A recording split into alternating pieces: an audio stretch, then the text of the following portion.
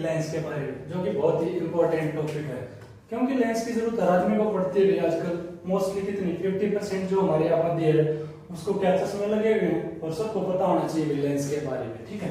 तो लेंस की डेफिनेशन क्या होती है, सबसे पहले फर्स्ट ऑफ ऑल आपको ये पता होना चाहिए व्हाट इज लेंस। ट्रांसपेरेंट, यूं बोल सकते हो आप, transparent surface bounded by two transparent surface bounded by two spherical bodies at which refraction take place, at which refraction takes place, that is known as lens। उसको आप क्या बोल दोगे भाई, लेंस।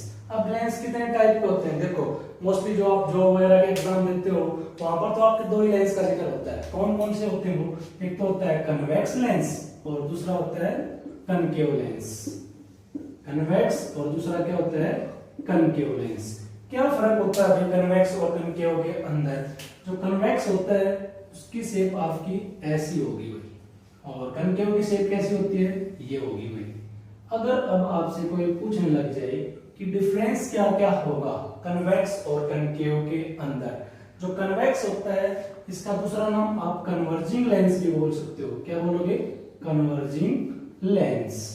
और जबकि जो कनकेव लेंस होता है इसका दूसरा नाम क्या होता है भाई, डाइवर्जिंग लेंस।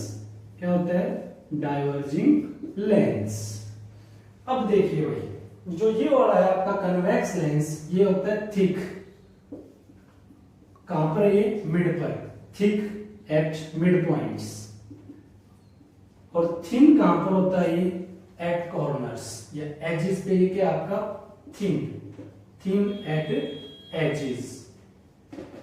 जबकि जो आपका ये बच गया भाई कनकेव, कनकेव सेंटर में कैसा है, मिड पॉइंट के ऊपर, thin, thin at mid point. जबकि एजेस के ऊपर ये कैसा होता है, ये जो दो इसके एज बचे हैं इसके ऊपर होता है ये थिक, थिक एट एजेस। ये तो हुआ इनका डिफरेंस भी on the basis of shape. अब बात है कि इसका नाम कन्वर्जिंग लेंस क्यों पड़ा और उसका डाइवर्जिंग क्यों पड़ा।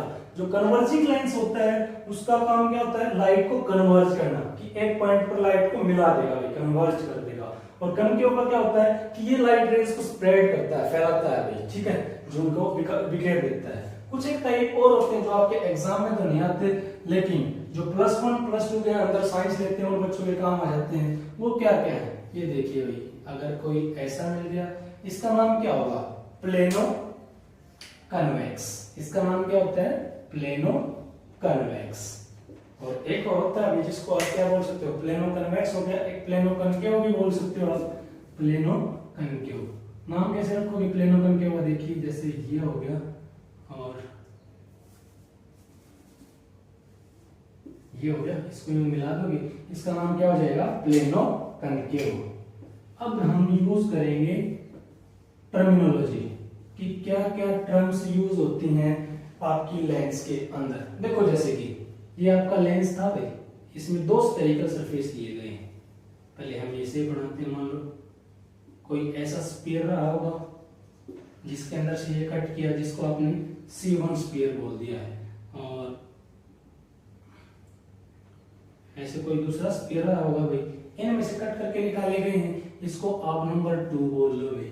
अब देखो टर्मिनोलॉजी क्या क्या यूज होंगी इसके अंदर। एक तो आपका बोला जाता है अपर्चर, ये पॉइंट दे दो आप कोई भी, A B, ये क्या होता है आपका अपर्चर। जो ये लेंस हो गया, इसके बीच में एक ब्लैक डॉटेड पॉइंट बना दिया बिल्कुल सेंटर के अंदर, ये क्या होता है आपका ऑप्टिकल सेंटर। ये क्या होता है, ऑप्टिकल सेंटर। अब जिन स्फीयर से ये लिए गए हैं उस स्फीयर के सेंट्रल पॉइंट को आप क्या बोलते हो, सेंटर ऑफ कर्वेचर। तो दो सेंटर ऑफ कर्वेचर हो जाएंगे। ये पहला स्फीयर था जिसका आपने लिया है इसको C1, और दूसरे वाले को क्या बोल दोगे आप, C2। सेम काम वहां पर होता है भाई दूसरे लेंस के अंदर भी, कि देखो एक गोला इधर बन गया, दूसरा इधर बन जाएगा, ठीक है। इनकी फोकल लेंथ भी आप ऐसे ही देखोगे सेंटर ऑफ कर्वेचर और जो इनके बीच की कोई भी एक पॉइंट आएगा जिसको आप क्या बोल सकते हो F1, इसको F1 बोलो, इसको F2 बोलो, या आप ये क्या कर सकते हो भाई, इसको F2 बोल सकते हो, इसको F1 बोल सकते हो। तो सबसे पहले हम एक एक करके टर्म्स का एक्सप्लेनेशन करेंगे। फॉर एग्जांपल सबसे पहले हम लगेंगे सेंटर ऑफ कर्वेचर। क्या होता है भाई सेंटर ऑफ कर्वेचर, हिंदी में जिसको क्या बोलते हैं भाई वक्रता केंद्र। देखिए सेंटर ऑफ द स्फीयर, ये क्या होता है भाई centre of the sphere from where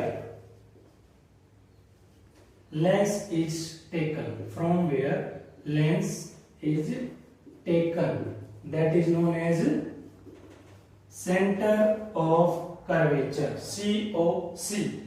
इसमें कौन कौन से सेंटर ऑफ कर्वेचर आएंगे C1 एंड C2, पता चल गया भाई। एक टर्म हो गया आपकी सेंटर ऑफ कर्वेचर। दूसरी क्या टर्म यूज होती है इसके अंदर, देखिए दूसरी टर्म क्या होगी, फोकस कह सकते हो आप या फिर अपर्चर। बताता हूं सबसे पहले मैं आपको अपर्चर की डेफिनेशन क्या होगी।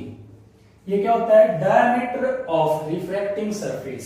ये क्या होता है diameter of refracting surface is known as diameter, या यूं बोल सकते हो aperture diameter of refracting surface is known as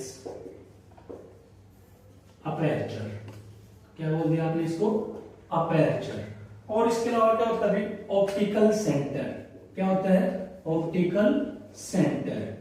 अब जो ये आपकी रिफ्रैक्टिंग सरफेस होती है उसका मिड पॉइंट, आप बोल दोगे कि midpoint of refracting surface is known as optical centre. refracting surface is known as optical center। और क्या होता है इसके अंदर प्रिंसिपल फोकस। इसके अलावा एक टर्म और आती है प्रिंसिपल एक्सिस। क्या होती है ये कई दफा पढ़ते हो, what is principal axis. Line join यूं बोल सकते हो, ये C1 था ये C2 था, इनको जो लाइन जोड़ेगी आप उसको क्या बोल दोगे principal axis. Line joining between C1 and C2 is known as, उसको आप क्या बोल दोगे principal axis. P.A stand for principal axis. अब बचता आपका प्रिंसिपल फोकस। क्या होता है भाई प्रिंसिपल फोकस, क्या होगा प्रिंसिपल फोकस भाई when light rays comes parallelly to principal axis after refraction they will pass through focus। Light rays parallel to principal axis after reflection